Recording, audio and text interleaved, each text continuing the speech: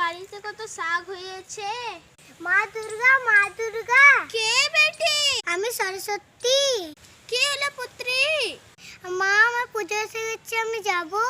তোর পূজা এসে গেছে? মা, আমি যাচ্ছি পৃথিবীতে। তুই ঠান্ডা লেগে যাবে, একটু চাদর নিন যা। ঠান্ডা আছে, তুই এখন কদিন এখানে রুক। মা, আমার পুজোর সামনে, আমাকে যেতেই হবে।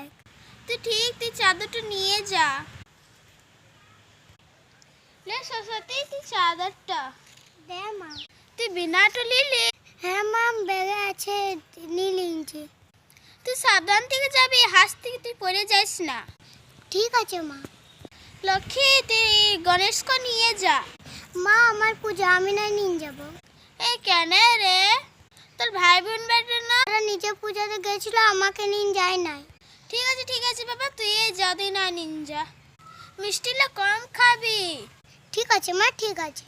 ছেলেলাকে ভালো বুদ্ধি দিবি পরিবার। যে চান না করে আমার অঞ্জলি দিবে, ওকে আমি পরীক্ষাতে ফেল করে দিব। বেটি, সোনার মালাটা নিয়ে এলে তুই। মা, আমি সোনার মালা পরি না, আমি রূপার মালা পরি। ঠিক আছে বাবা, ঠিক আছে, তুই যা, তুই যে দিয়ে দিছিস যা। আসছি মা। আমাকে ছেড়ে চলে গেল, ভিডিওটা আমার কান্না লাগছে। আমাদের ভিডিওটা ভালো লাগলে লাইক আর কমেন্টে জানাবে। দেখা হবে আরেকটা ভিডিওতে।